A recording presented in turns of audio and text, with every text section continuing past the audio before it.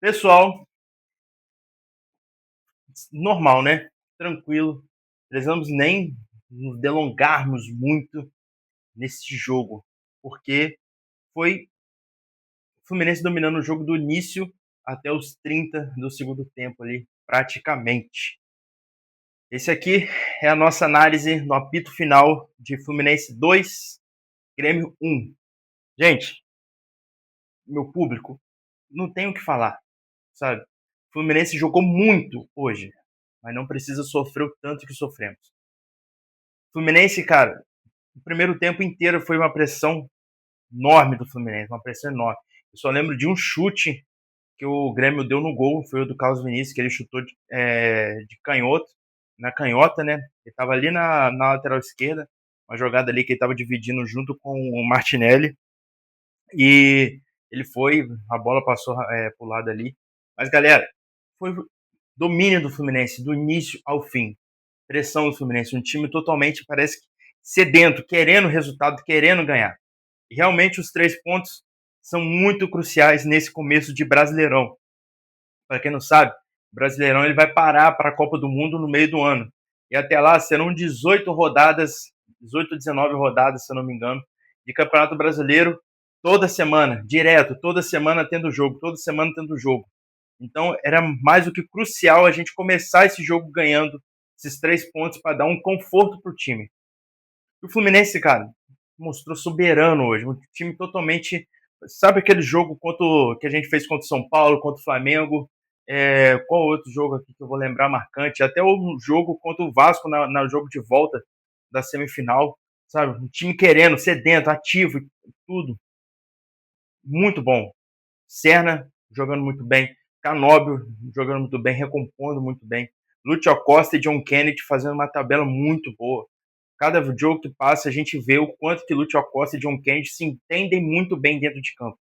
O Everaldo já é diferente. Com o Everaldo, o Lúcio Costa tem problema de entender o que o Everaldo quer. Mas com o John Kennedy parece que a história totalmente muda. John Kennedy, ele entende as jogadas do Lúcio Costa a todo momento. Os dois estão sempre buscando uma outra tabela ali para fazer o gol. E o primeiro gol não saiu no primeiro tempo justamente por assim, azar, sabe? Não tem outro termo para falar. O Grêmio veio com um time totalmente querendo buscar o contra-ataque, buscando o empate. O Everton estava fazendo muita cera desde o começo do jogo. Mas, cara, o Fluminense estava querendo buscar esse resultado logo. Eu pensei que o Grêmio, com o time do Luiz Castro, seria um time mais reativo, mais para cima, mais para frente. Sabe? Porque a imagem que o Luiz Castro deixou pra gente aqui no Brasil, quando ele saiu para ir jogar, para treinar o time lá do Al-Nassr, foi de um time totalmente ativo, ataque a todo momento, para cima e tal. Que quando ele jogou no Botafogo, né? Quando ele estava lá perto de ser campeão e depois saiu do Botafogo, o Botafogo desandou. Mas a gente viu um time totalmente, tipo assim, do Grêmio não querendo buscar esse jogo, buscando empate, tudo, segurando uma parte da partida, buscando aquele um golzinho para depois se fechar o jogo inteiro e ficar um ataque contra a defesa do jogo todo. Mas o Fluminense conseguiu se manter muito bem no jogo, conseguiu se manter, foi tudo para cima. Não é à toa que quando começou o segundo tempo, a primeira jogada de ataque do Fluminense saiu o gol. Com 1 minuto de jogo do segundo tempo já saiu o gol. Mas jogou um chute ali do René, desviou e tudo. O Everton acho que catou, não consegui ver o replay direito do lance, porque, igual vocês viram, nem tô com a camisa do Fluminense porque eu não estava em casa, estava vendo um jogo ali pelo celular e tudo, mas eu acho que o Everton catou e tudo, de rebote o Nonato faz.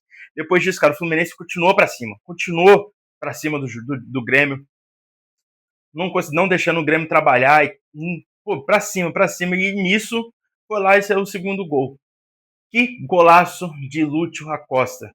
Uma jogada ensaiada ali que o Fluminense lembrou muito da época do Diniz, que quem batia o escanteio naquela época lá do Diniz era o Ganso que batia o escanteio. Ele batia sempre uma jogada e sempre batia rasteiro, e o John Arias era o cara ali que sempre foi lá e chutava, sabe? Não sei se vocês vão lembrar, mas eu tenho muito fresco na minha memória, desde quando o Diniz chegou, sempre rolava os escanteios em alguns jogos que o Ganso sempre tocava rasteiro, tocava aquela fatiada direto pro John Arias, que o John Arias vai lá e te batia de primeira. E isso não foi diferente. O time todo ficou postado para cima do goleiro, René foi lá e tocou o Lúcio Acosta, e o Lúcio Acosta meteu aquele golaço. Muito bom ter um jogador desse, jogador técnico muito bom igual o Lúcio Acosta no elenco. Muito bom mesmo. O cara é embaçado. Não é à toa, cara. Quem é do FIFA aí sabe o quanto que o Lúcio Acosta é bom. Quem nunca teve o Lúcio Acosta no FIFA é maluco. Ainda mais no Ultimate Team. Mas que jogador, cara. Que jogador. O Fluminense desde então foi para cima.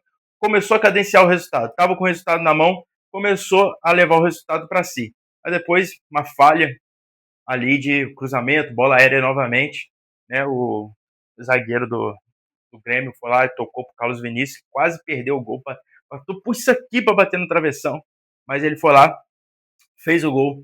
Depois disso, cara, o Grêmio foi para cima. Aí o Zubeldia colocou o Santos Moreno, colocou o Ganso, colocou o Savarino. O Savarino, gente, vocês podem até criticar o Savarino e tudo, errou muita coisa. É o primeiro jogo, calma, que é o primeiro jogo. Falta ritmo pro Savarino. Eu acho que ele não jogou nenhum jogo pelo Botafogo quando ele estava lá.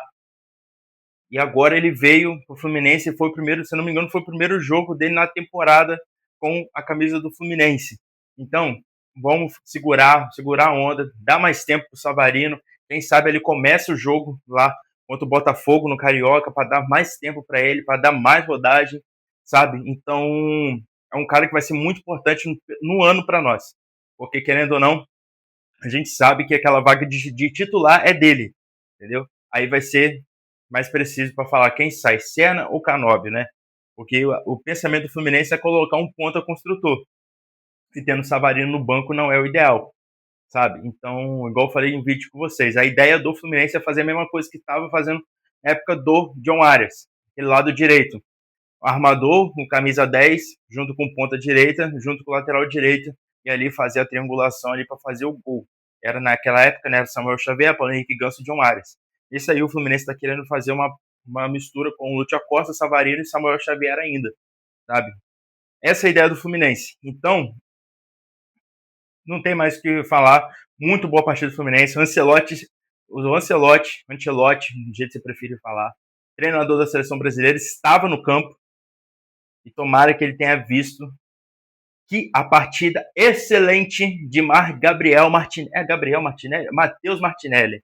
O Gabriel Martinelli é do Arsenal, de Matheus Martinelli. Que partida, que volante que nós temos. Martinelli cresceu e evoluiu muito como jogador. Muito boa partida, tomara que.